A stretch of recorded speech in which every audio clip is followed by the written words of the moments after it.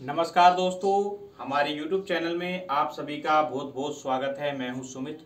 दोस्तों, आज की वीडियो जो नए भाई जो काम सीख रहे हैं उनके लिए है, ओके। और जो पुराने जो काम कर रहे हैं उनके लिए भी है। जो पुराने भाई हैं उनको तो पता होता है हर चीज़ का, फिर भी जो नए भाई हैं उनके मन में सवाल होते हैं और वो फंस जाते हैं। तो उनका जो प्रॉब्लम है उनको निपटाने के लिए मैं छोटा छोटा वीडियो दे रहा हूँ डेली। तो आप हमारी ये छोटी छोटी वीडियो ज़रूर देखें, तो आपको इससे समझ में आएगा कि आपके सवालों के जवाब मैं दे रहा हूँ। दोस्तों, प्रॉब्लम ये है, चक्की मोटर पहले 9 एम्पियर लेता था, 10 एम्पियर लेता था और वाइंडिंग उसको किया, वाइंडिंग के बाद मोटर एम्पियर लेने लगा।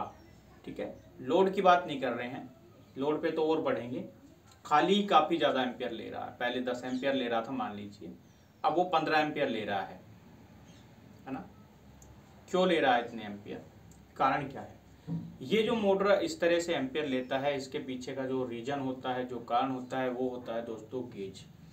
कहीं ना कहीं हम टर्न वगैरह हम गिन लेते हैं, सारी चीज़ें हम नोट कर लेते हैं अच्छे से। कई बार हम ऐसा करते हैं, हमारे पास खुद का गेज मीटर है, हमने खुद से गेज चेक किया और वहाँ पे जा कर के बोल दिया, या हमने पहले ही तार मंगा लिया ना, स्क्रैप नहीं दिए उनको बताया नहीं कि हमारे ये गेज निकला, इसको चेक करिए तार वाले से, और ऐसे ही तार मंगा लिए कि हमने खुद से चेक कर लिया, मंगा लिए तार और डाल दिया।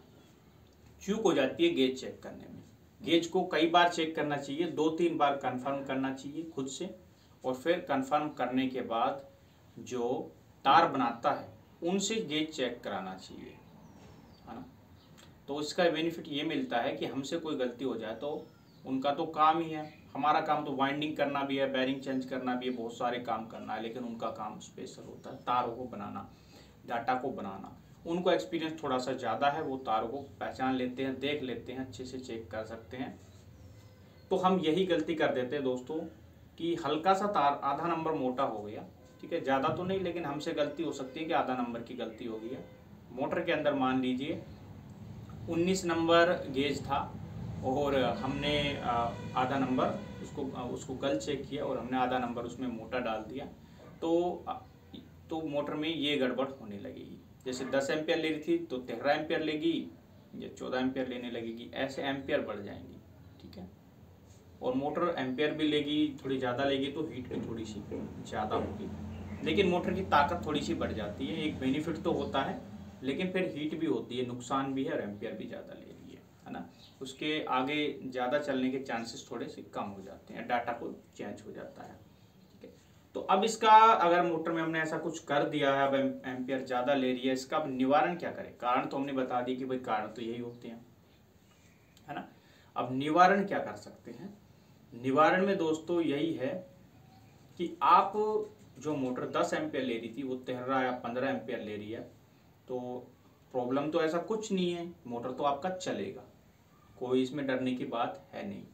फिर भी आप उसमें चाहते हैं कि मोटर के थोड़े से एम्पियर कम हो जाए, लो हो जाए, तो आप उसमें बाहर से एक काम कर सकते हैं। क्या कर सकते हैं?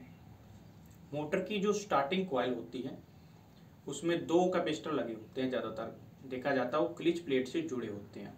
उनका काम सिर्फ इतना है कि एक बार जब तक मोटर स्टार्ट नहीं होता तब तक स्टार्टिंग को करंट देते, उसके बाद स्टार्टिंग का और कैपेसिटर का, क्लिच प्लेट का काम खत्म, मोटर चल रही है सिर्फ रनिंग के ऊपर। आप एक काम कर सकते हैं, स्टार्टिंग में एक रेगुलर कैपेसिटर लगा सकते हैं। रेगुलर कैपेसिटर मतलब कि कोई 10 MFD का आसपास का कैपेसिटर आप लगा के देख सकते हैं।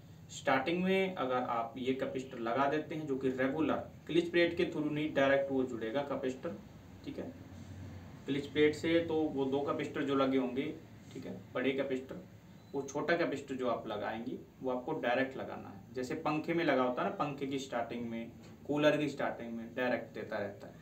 तो उससे एक फ़ायदा होगा कि जब चक्की मोटर को उठाना होगा तो बड़े कैपेसिटर क्लिच प्लेट के साथ वर्क करेंगे, और जो छोटा कैपेसिटर है वो रेगुलर थोड़ा तो वो जो है वर्क करता रहेगा, स्टार्टिंग उसका वर्क करता रहेगा। तो रनिंग तो काम कर ही रहा है, स्टार्टिंग भी अब वर्क कर रहा है एक कैपेसिटर के थ्रू के साथ में मिलकर। तो इससे क्या होगा कि मोटर के थोड़े से चक्कर थोड़े से बढ़ेंगे और एम्पियर थोड़े से कम होंगे, है ना। मोटर के एम्पियर काफ़ी हद तक मोटरों में कम हो जाते हैं, और हम लगाते भी हैं कैपेसिटर, ओके, तो इससे ये बेनिफिट मिल जाता है दोस्तों।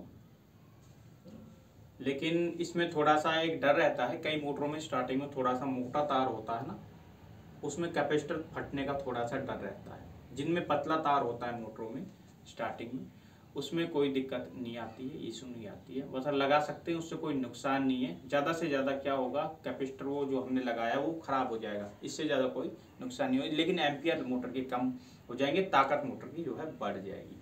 तो आज की वीडियो में बस इतना ही। ये वीडियो आपको पसंद आई प्लीज़ लाइक करें, दोस्तों में शेयर करें, चैनल को सब्सक्राइब करें। फिर मिलेंगे।